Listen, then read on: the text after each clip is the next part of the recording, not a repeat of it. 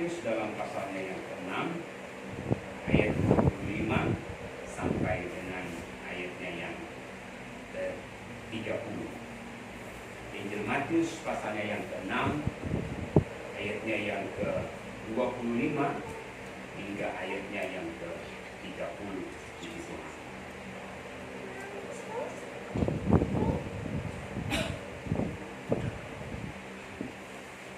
Firman Tuhan berkata begini,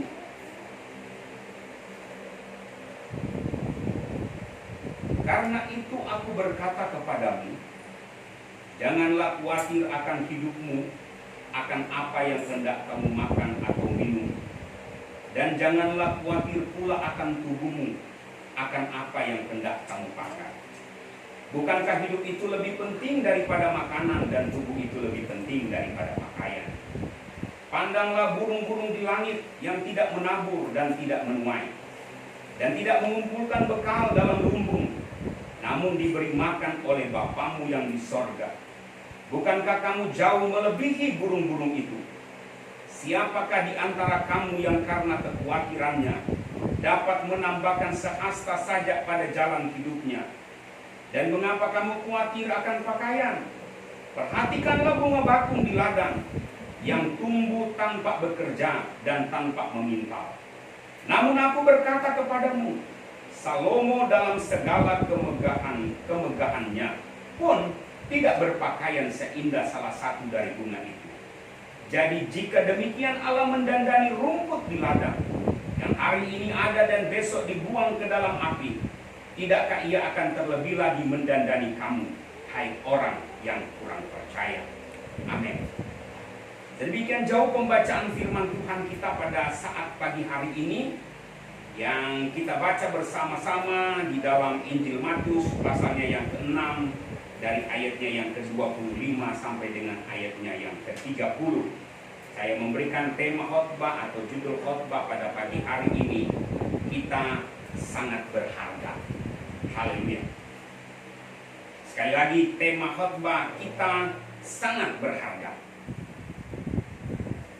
Kalau kita membaca dari ayat 25 sampai dengan ayatnya yang ke-30, ada dua hal, ada dua contoh yang diangkat oleh Tuhan bahwa kita sangat berharga di mata Tuhan. Yang pertama, ayatnya yang ke-26, pandanglah burung-burung di langit yang tidak menabur dan tidak menuai, dan tidak mengumpulkan bekal dalam lumbung, namun diberi makan oleh Bapamu yang di sorga. Bukankah kamu jauh melebihi burung-burung itu? Contoh yang pertama adalah burung-burung di udara, atau burung yang Alkitab katakan burung di langit. Jalan hidup mereka hampir 95% itu di langit. Artinya perjalanan mereka selalu di udara.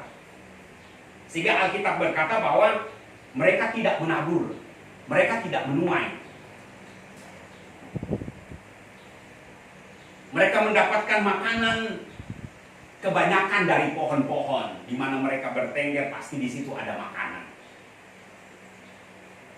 Untuk turun ke tanah, memang bisa, tapi mereka akan menjadi santapan dari pemangsa-pemangsa yang lebih besar dari mereka. Karena itu Tuhan menciptakan mereka, menjadikan mereka, jalan hidup mereka selalu di langit, selalu di udara. Dan Alkitab berkata, Tuhan tidak membiarkan burung-burung di udara. Mereka tetap hidup, mereka tetap bisa mencari makan.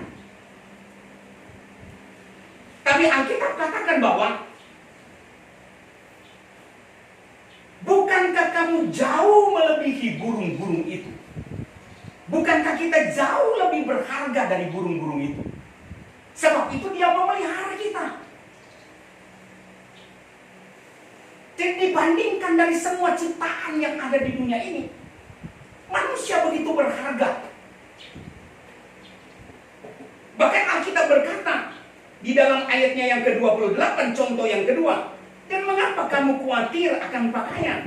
Perhatikanlah bunga bakung di ladang, yang tumbuh tanpa bekerja dan tanpa meminta. Namun aku berkata kepadamu, Salomo dalam segala kemegahannya pun tidak berpakaian seindah salah satu dari bunga itu. Bunga mewakili keindahan. Dari semua yang terindah di muka bumi ini, bunga adalah wakilnya. Bunga adalah salah satu yang paling menonjol. Karena bunga terdiri dari berbagai macam warna. Karena itu di tiap-tiap rumah pasti ada bunga. Kenapa? Karena bunga sangat indah, sangat bagus untuk dipandang mata, sangat menyejukkan. Sehingga banyak orang yang bahkan menghabiskan banyak waktu hanya untuk merawat bunga, mengurus bunga. Kenapa? Karena bunga itu indah. Tapi Alkitab katakan, Salomo, raja yang besar, Salomo, raja yang hebat, dia tidak pernah berpakaian seindah bunga di ladang. Pakaian mana yang tidak dapat dibeli oleh Salomo? Mau pakaian yang terbuat dari emas sekalipun, mau pakaian yang terbuat dari permata sekalipun, dia mampu membelinya. Tapi Tuhan berkata, masih jauh lebih indah bunga di ladang. Masih jauh lebih indah dipandang mata bunga yang ada di ladang. Apalagi kita sebagai manusia yang sangat berharga ini, di pandangan Tuhan, kita melebihi keindahan pandangan mata Tuhan daripada bunga di ladang. Kita sangat indah di mata Tuhan. Kita sangat elok di pemandangan Tuhan. Jauh lebih elok ketika kita memandang bunga. Tuhan memandang kita jauh melebihi keindahan bunga di ladang. Karena itu saya katakan dalam tema ini, kita sangat berharga.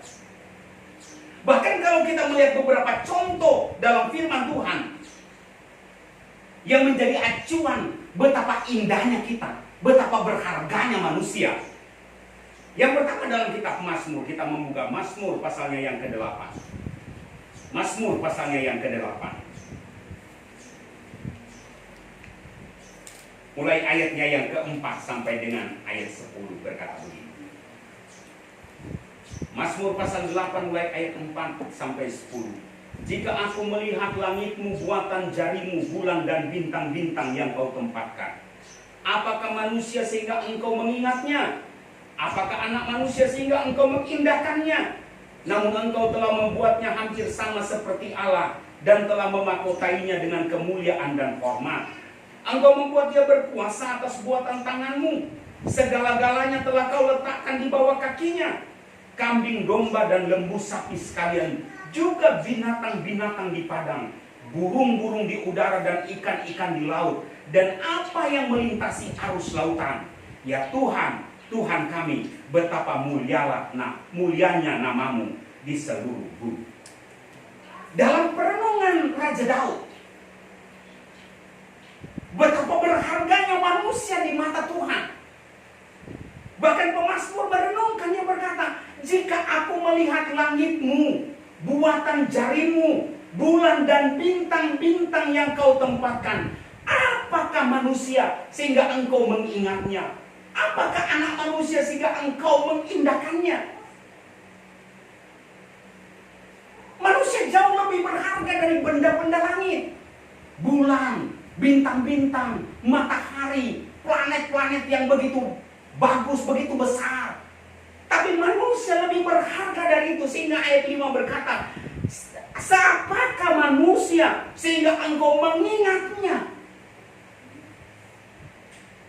Benda-benda langit yang begitu besar hanya menjadi tontonan Tuhan. Tapi manusia, saya dan saudara, bapak ibu, pemuda-pemudi, anak-anak, kita semua selalu ada dalam ingatan Tuhan. Karena kita begitu berharga, manusia selalu ada dalam pikiran Tuhan. Kalau yang lain-lain, bulan, bintang, matahari, planet-planet yang lain, itu cuma ada dalam pandangan Tuhan saja. Tapi manusia ada dalam pikiran Tuhan. Apakah manusia sehingga engkau mengingatnya? Saya percaya saat ini kita ada dalam ingatan Tuhan. Tuhan tidak pernah lupa dengan kita. Dia ingat saya, dia ingat saudara. Dimanapun kita berada. Mungkin kita jauh dari kontrol manusia.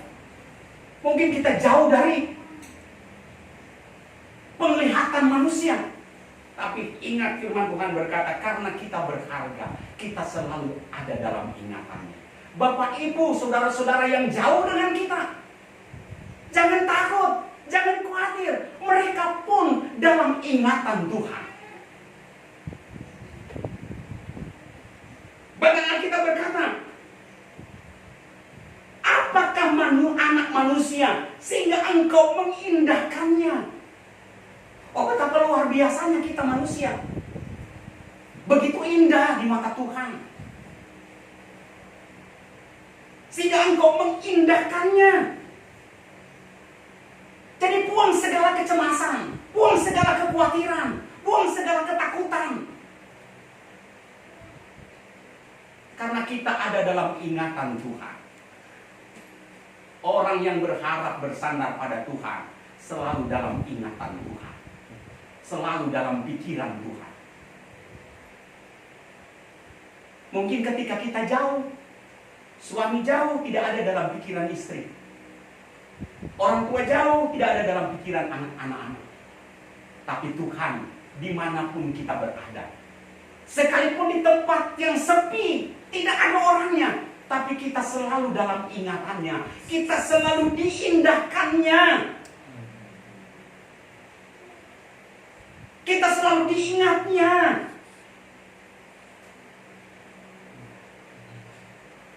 Bukankah kita jauh lebih indah dari bunga di ladang? Kata Tuhan Yesus. Bukankah kita jauh lebih berharga dari burung-burung di udara? Dia ingat kita. Dia indahkan kita. Lalu yang kedua, kita membuka Roma pasal 8.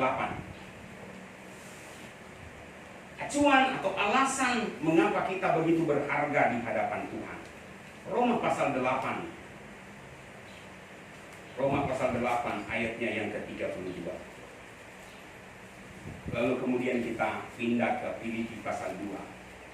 Tapi kita baca dulu Roma pasal 8 ayat 32. Firman Tuhan berkata, Ia yang tidak menyayangkan anaknya sendiri, tetapi yang menyerahkannya bagi kita semua, bagaimanakah mungkin Ia tidak mengaruniakan segala sesuatu kepada kita bersama-sama dengan Dia?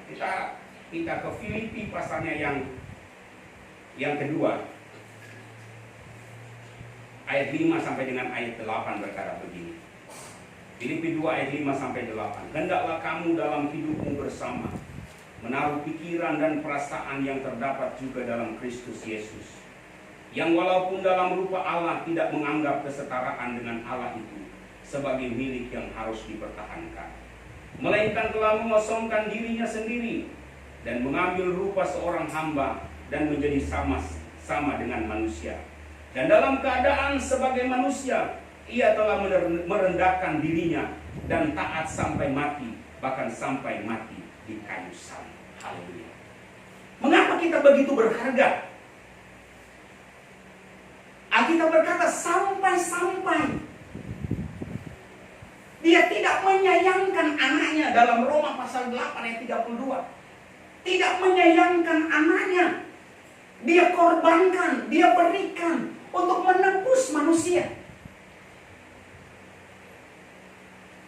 Betapa luar biasanya kita di hadapan Tuhan.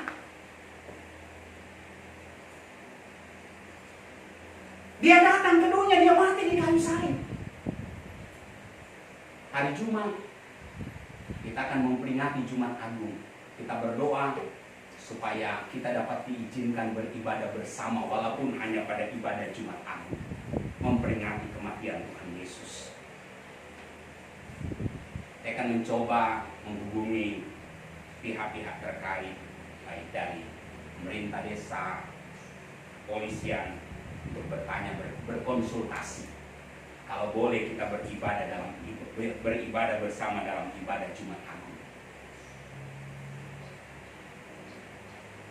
Alkitab berkata, karena kita mau mengingat lagi betapa kita selalu ada dalam pikirannya, sehingga dia rela datang, berkorban, menebus kita di kayu salib. Karena kita jauh lebih berharga dari ciptaan yang lain. Dia tidak menyayangkan anaknya, kata Paulus kepada jemaat di Roma. Dalam Filipi dalam pasalnya yang kedua ayat 5 sampai dengan ayatnya yang ke-8, firman Tuhan berkata,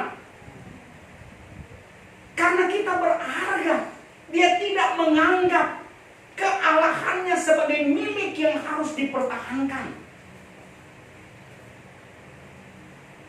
Kalau mungkin sama seperti manusia masa bodoh, mau binasa, mau mati silakan. Kan yang bikin dosa bukan Tuhan, manusia. Kalau mau mati, mati saja. Tapi tidak, firman Tuhan berkata, ia tidak menganggap kealahannya. Ayatnya yang ke-6, yang walaupun dalam rupa Allah, tidak menganggap kesetaraan dengan Allah itu sebagai milik yang harus dipertahankan. Tuhan buang jauh-jauh kealahannya. Tidak perlu mempertahankan kealahannya. Yang penting manusia selamat. Dia datang, dia mati di kayu salib, menebus kita semua. Bahkan Alkitab berkata, dia rela mengambil rupa manusia. Manusia yang harusnya binasa. Manusia yang harusnya mati karena dosa. Tapi dia gantikan, Alkitab berkata, ayatnya yang ke-7, melainkan telah mengosongkan dirinya sendiri dan mengambil rupa seorang hamba dan menjadi sama dengan manusia. Bahkan ayatnya yang ke-8, dan dalam keadaan sebagai manusia, ia telah merendahkan dirinya dan taat sampai mati, bahkan sampai mati di kayu salib.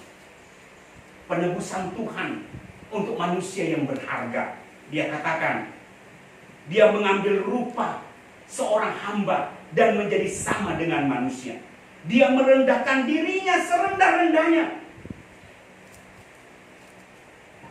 bahkan melebihi rendahnya manusia yang telah berbuat dosa.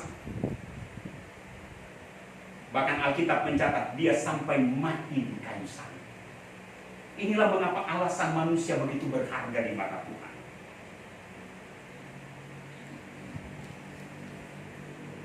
Lalu apa balasan kita? Supaya kita akan terus berharga di mata Tuhan. Semua manusia berharga di mata Tuhan. Tapi kita anak-anak Tuhan, kita orang yang percaya kepada Tuhan, jauh lebih berharga dan sangat berharga di mata Tuhan. Karena itu kita harus mempertahankannya. Biarkan orang dunia tidak mau mempertahankan, tapi kita anak Tuhan harus mempertahankan. Betapa berharganya kita di mata Tuhan. Bagaimana caranya kita menunjukkan bahwa kita berharga di mata Tuhan? Apa cara kita untuk membalasnya? Kitab Kejadian pasalnya yang ke-6, yang pertama. Kejadian pasalnya yang ke-6. Ayatnya yang ke-9 berkata begini. Inilah riwayat Nuh. Nuh adalah seorang yang benar dan tidak bercela di antara orang-orang sesamanya. Dan Nuh itu hidup bergaul dengan Allah. Yang pertama, jadilah seperti Nuh. Orang yang benar, orang yang tidak bercela, orang yang hidup bergaul dengan Tuhan. Dari sekian banyak manusia pada zaman Nuh, hanya Nuh dan keluarganya yang dianggap Tuhan sangat berharga. Yang lain dibinasakan dengan air bah. Sebenarnya kalau mereka mau untuk menjadi seperti Nuh, bisa.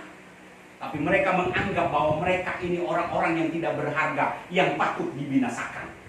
Nuh melihat harganya, Allah melihat Nuh harganya begitu mahal. Karena dia hidup benar, dia hidup tidak bercela, dan dia bergaul dengan Tuhan. Ini yang harus kita lakukan untuk menghargai penghargaan Tuhan bagi kita. Kita harus menjadi orang yang benar di mata Tuhan.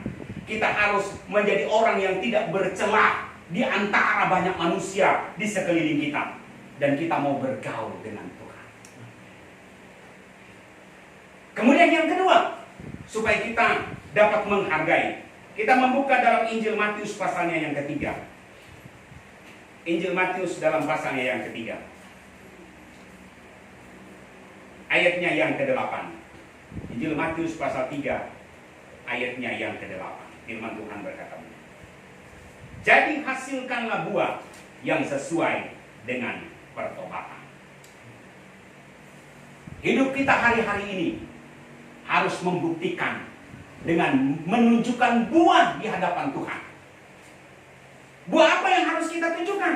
Kita dapat melihatnya dalam kitab Galatia pasal 5 ayat 22 sampai dengan ayat 25. Yang ditulis, kita baca kembali Galatia pasalnya yang ke-5. Galatia dalam pasalnya yang ke-5 ayat 22 sampai dengan ayatnya yang ke-25.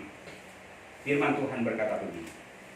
Galatia pasal 5 ayat 22 sampai 25. Tetapi buah roh ialah kasih, sukacita, damai sejahtera, kesabaran, kemurahan, kebaikan, kesetiaan, kelemah lembutan, penguasaan diri. Tidak ada hukum yang menentang hal-hal itu. Barang siapa menjadi milik Kristus Yesus, ia telah menyalibkan daging dengan segala hawa nafsu dan keinginannya. Jikalau kita hidup oleh roh, baiklah hidup kita juga dipimpin oleh roh. Dan haleluya, sampai di sana pembacaannya. Jikalau kita hidup oleh roh, baiklah hidup kita juga dipimpin oleh roh.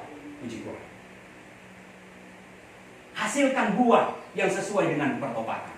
Buah dari pertobatan adalah menghasilkan buah roh. Ada 9 buah roh yang ditujukan kepada jemaat di Galatia oleh Tuhan lewat Rasul Paulus. Yang pertama, kasih, sukacita, damai sejahtera, kesabaran, kemurahan, kebaikan, kesetiaan, kelemah lembutan. 9 hal ini harus menjadi bagian dalam perjalanan hidup kita sebagai anak-anak Tuhan. Tuhan Yesus memberkati firman Tuhan pada siang hari ini. Kiranya firman Tuhan memberikan kekuatan baru bagi kita. Mari kita mau berjalan dalam roh. Mari kita mau berjalan dalam penyertaan kuat kuasa Roh Kudus. Puji Tuhan. Saya percaya kita semua dalam keadaan sehat dan tetap diberkati oleh Tuhan dan dihindarkan dari segala bahaya apapun di hari-hari ini. Kita berdoa. Bapa, terima kasih untuk firman-Mu yang sudah kami dengar, yang sudah kami baca pada siang hari ini. Kiranya firman-Mu memberikan kekuatan iman bagi kami. Kami mau hidup sebagai orang yang berharga, sangat berharga di hadapan Tuhan di hari-hari ini. Kami mau menunjukkan sifat kami sebagai anak Tuhan adalah sifat yang mencontoh pada kebenaran firman-Mu. Seperti Nuh, dia orang yang benar di mata Tuhan. Dia orang yang tidak bercela. Dia hidup bergaul dengan Tuhan. Dan seperti Paulus mengingatkan, seperti Yesus mengingatkan, supaya kami semua menghasilkan buah yang sesuai dengan pertobatan. Kiranya Roh Kudus menuntun kami, memimpin kami untuk berjalan di dalam dunia ini dengan menghasilkan buah yang sesuai dengan kehendak Tuhan. Terima kasih Tuhan, diberkati umat-umat-Mu yang beribadah pada siang hari ini. Kiranya firman-Mu memberkati mereka, firman-Mu dinyatakan dalam kehidupan mereka sekarang sampai selama-lamanya. Dalam nama Yesus Kristus Tuhan, kami sudah berdoa. Haleluya, puji Tuhan. Amin. Amin.